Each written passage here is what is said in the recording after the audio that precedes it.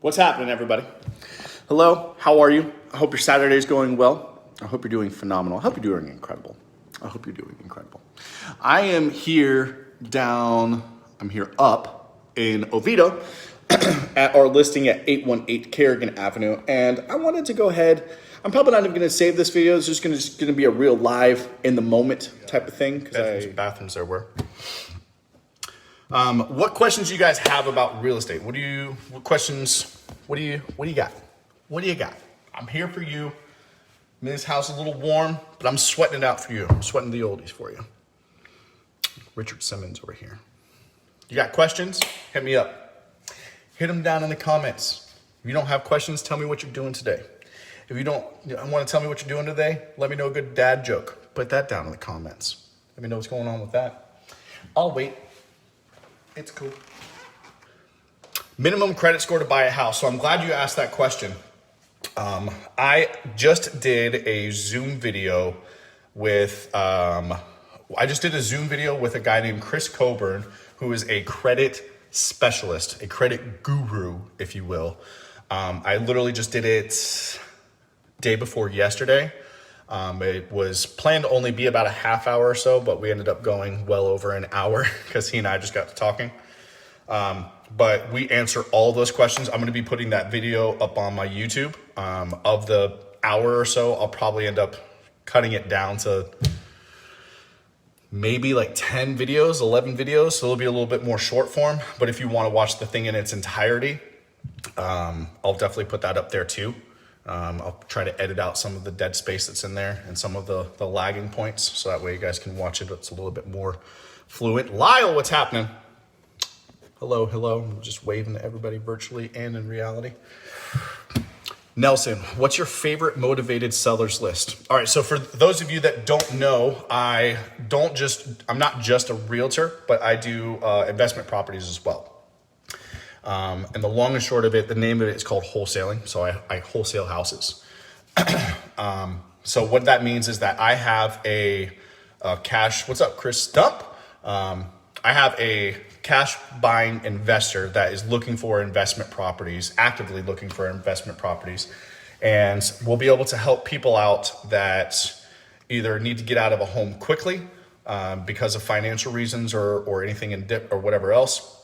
Or they're just looking to, maybe they've inherited it and they don't want to have to take on that additional mortgage payment. You know, should whoever they inherited it from still have a mortgage payment on it, and they just want to walk away from it with a cash deal, that helps out a lot too.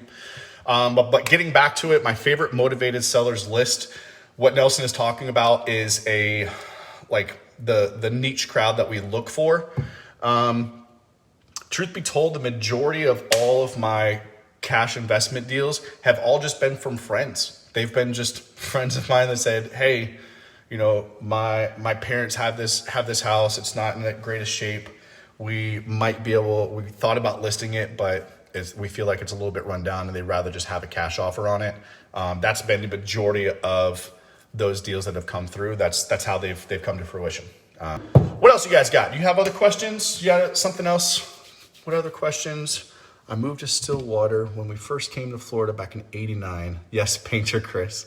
All right, it was a great neighborhood, still best friends with the same guys who I met who lived here 30 years later. That is the power of neighborhoods, y'all. And that's the power of, and you're welcome, Nelson. That's the power of owning a home, you know, having that community. And, you know, I made it a point to go around and just meet my immediate neighbors, not the entire street, but I will eventually. Just meeting the neighbors and getting to know them because they're such, like I said, I had a push mower whenever we moved into Winter Garden, and we have a massive backyard in Winter Garden. So just making friends with my neighbor right next door and seeing that he had a push mower or a riding lawnmower that just needed a little bit of fixing up. I asked him what was wrong with it. He said, "Oh, well, you know, it needs a little bit of work. I parked it a couple seasons ago and it hasn't started since." Maria is in the house. I offered to fix it for him. He said, "Yeah, anytime you want to use it, you fix it up. You can use it anytime you want." So that's the power of neighbors, man. And just like Chris was saying, he's still friends with the same guys he met who lived there 30 years later. 30 years later. You must be a wizard because you don't look in a day over 25, Chris. All right, Melinda, much love. Take a look into that video. I have to go help David pick out a dress. P.S. Make a TikTok about rental myths. I've contemplated doing that. I really have. I have something in the works for it. I was doing it outside, but it was just so hot outside that I didn't post it because I was very sweaty. If you haven't already, you're hilarious, and I can't wait for you to go viral. I can't wait for me to go viral. I appreciate that. Thank you. That really does mean a lot. Boosting my ego here. Terrell, tips for first-time home buyers. Do's, don'ts, what to look for, and what to avoid. You have a meaty question there, sir. A very meaty question. So I wanted to, first and foremost, thank you. And I'm going to flip you guys. I'm going to bring you here with me.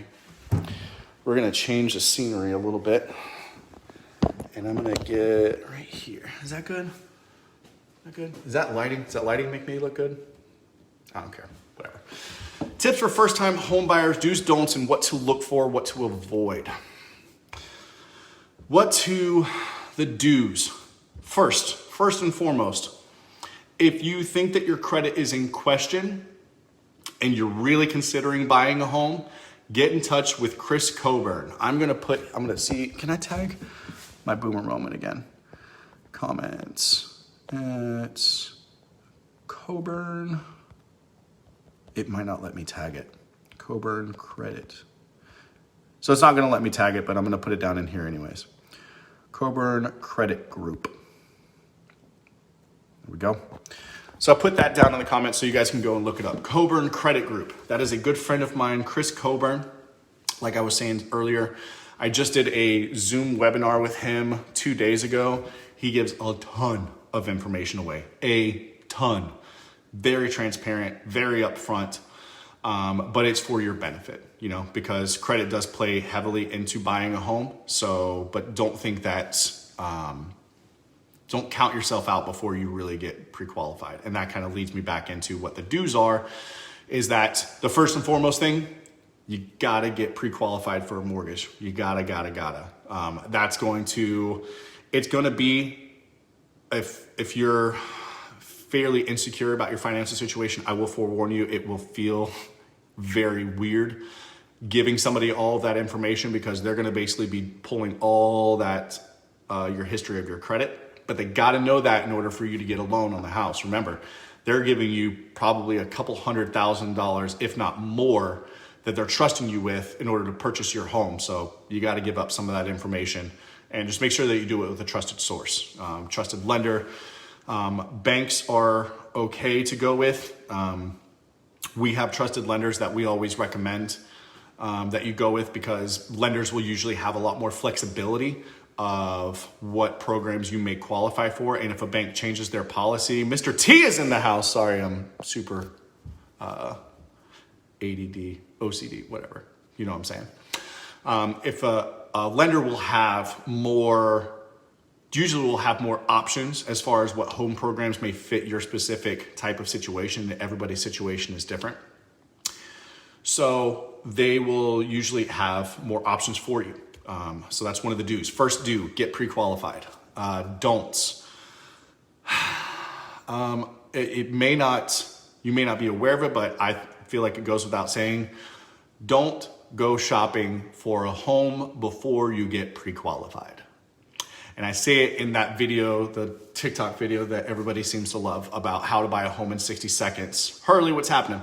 I say in that video that going shopping for a home before getting pre-qualified is like giving my wife an unlimited credit card to Target, and we all know exactly how dangerous that can be. And that's just a true statement, because the last thing that you want to do, it's all well and good to go to look at homes online and kind of get an idea of what you like, and your personal style, your taste, your location, stuff like that. By the way, here's a good time for a cheap plug. Here we go. Trevnos Real Estate. Pardon me as you guys look up my nostrils here. TrevnosRealEstate.com. I'm going to plug myself. www. Maybe it'll hyperlink it. It probably won't. But if you are thinking about looking for a home, TrevKnowsRealEstate.com. You'll be able to connect directly with me, whether you're searching for a home, whether you're wanting to list your home for sale. We have a buyer section, we have a seller section, we have a listing section. So you see the active listings that I have. We also have a search that's on there too. So you can go and search. If you find something and you want to work with me, that would be great. When you go and search, there should be an option on there to where it says send Trevor a private message or send Trevor a message. I'm not sure if this is flipped, but it's usually like here or here on that thing when you're looking at it. Say send Trevor a message, and then you'll be able to send it to me through a website called HomeSnap, and I will be able to connect with you from there and help out. But the don'ts, big don'ts, going shopping for a home before getting pre-qualified. You know, that's because you can be, and surely I mean that from a price standpoint, because you can be looking at $400,000 and $500,000 homes, and that's all well and good, and it'll gas you up and make you feel good. But I really like to know where your finances stand and where you're pre-qualified at, so that way, you know, if we come across a home that's in your price range, that's in your area, that fits everything that you're looking for, we have no problem whatsoever putting a contract down and going on it right then and there. And I don't say that to pressure anybody into a situation. It's surely just because, Brittany, what's happening? It's surely just because the market is so crazy hot in the subprime level. Subprime meaning the under $250,000 and $300,000 level. Things are going so fast in that level that, you know, stuff will go on the market on a Monday and it will have 5 appointments, if not 6 appointments each day, all the way up until Friday. And then come Friday and that Saturday, it's not uncommon for something that's, like I said, if it's under the $200,000 mark, it's not surprising that it has like 2 or 3 offers sitting on it, if not 5 or more offers. My cousin Christian is in the house. So in that subprime market level where you're, like I said, when you're under that 200,000, especially you're under 200,000, like it goes super quick. We had a listing that was over in St. Cloud. It was a townhome. We listed it. I think we listed it on a Sunday. We put it on the MLS on a Sunday. No, was it a Saturday? Anyhow, we didn't really open up appointments until that following Wednesday. We had a pre-showing on that Sunday where our sellers had to kind of get out of the house for like an hour so potential buyers can come and check it out. Then that Wednesday is whenever all the appointments exploded. So we had 5 appointments on that Wednesday. I think we had another 5 or 6 that Thursday. I think we had 3 Friday and then 2 on Saturday. Gio, what's up, man?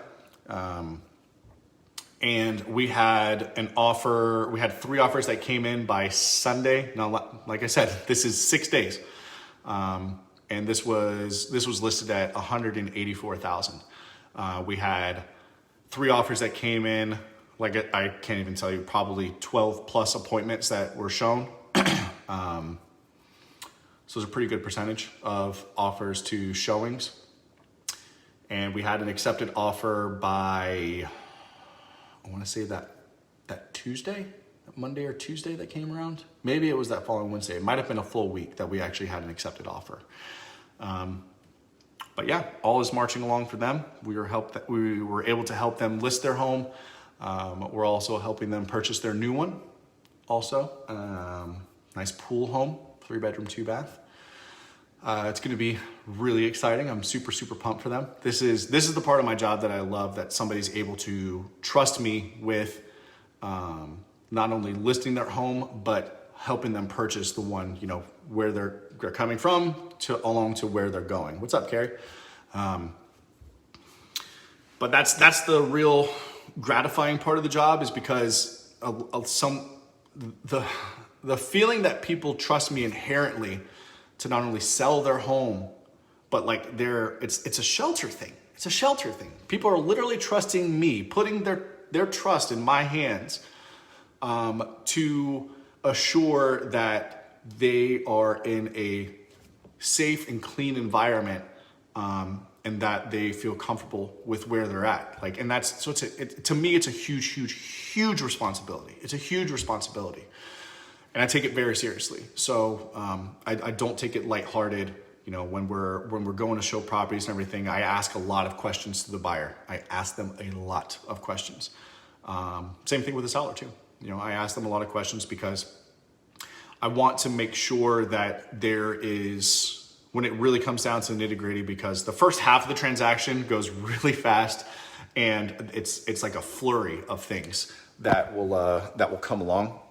But because the first half of the transaction goes so fast, I want to get those questions and everything outlined long before we even get to that stage of doing an offer, because I don't want any of my clients to have a shadow of a doubt in their mind whenever they go to put an offer on something that they, you know, I don't want them going into the transaction questioning that because of something that I did. You know, that would make me feel terrible. And I tell my clients, like, just be upfront with me, like, be honest with me, be brutally honest with me. I appreciate that, because I don't want any surprises coming out later on. Oh, well, you know, this wasn't really the one. And like, if that's not the one, that's fine. It's totally fine. It is not the end all be all. You know, we will find you a home. You know, it's just a matter of time. So that's basically how I run business. That's how I operate. If you guys haven't already followed me on social media, feel free to do so. All the above. I am on TikTok. I am on, obviously, Facebook. I'm here now. I am on Instagram. I am somewhat on Twitter. What's up, Chris? Thanks for the love, man. I am remotely active on Twitter. I'm trying to get a hold of Ryan Serhant. He is the listing, or he's the star, I guess you will say, of the show $1 Million Listing. Currently reading his book, Sell It Like Serhant, right now. And I am so infatuated with that book. I've probably listened to it maybe 3 times in the past week, like from beginning to end, 3 times. Incredible book. It's just dense with value. And it helps me to do this better. And I don't like to use the word job, because to me, job is something that you don't particularly care about. This is a career. So I do my best to try to take my career very seriously. And, you know, because at the end of the day, I'm dealing with people's not necessarily their livelihoods, but their home, their sanctuary, where they feel safe, you know. So I want to make sure that when they make that decision, that they make the correct decision. What's up, Suze? Hello. But yeah, so enough about me. Tell me about you. What do you got going on this afternoon? Do you have some fun stuff? I feel like this live has been like 4 days long. I'm famished. I need sustenance. Maybe. See you later, Chris. Or maybe I need alcohol. Crack open the claws. There ain't no laws when you're drinking claws, right? Do anything fun during quarantine? Are you still doing fun things during quarantine? Did you rebuild half of your house like I did during quarantine? We started out with our front steps and replaced those. We replaced our back door, which is not for the faint of heart. If you have ever had the joy of replacing a back door, you know exactly what I'm talking about. It is once you realize that you take a door off of your home and you realize that there is a gaping hole in the side of your home, things get real quick, because you realize, like, man, if I don't do this job, I'm going to have a hole in the side of my house. I am literally going to have a hole in the side of my house. So it's terrifying for those that are not. I probably should have hired somebody, but Layla and I hustled. I think we started at like 9 o'clock in the morning, and we finished up right at like 8 o'clock at night. See you later, Chris. But yeah, we did that, and then we decided to take on a little bit more of a lighthearted project, which was doing gutters. We did gutters, and it wasn't hard. It was just tedious, and just making sure that the angles and pitches of everything were good, so that way we didn't have just water sitting there. So if there's nothing else for right now, I'm gonna go ahead and sign off. If you guys have questions, if you want me to help you find your home, if you want me to help you sell your home, feel free to hit up that website, TrevKnowsRealEstate.com. And I will do everything I can to help you guys out to make sure that we get you into the home that you love. So, one last gander at the bathroom. One last gander. Ah, she's a beaut. She's a beauty. Peace out. I love y'all. I will catch you later. Hit me up with some messages. And, yeah, y'all take it easy. Have a great weekend.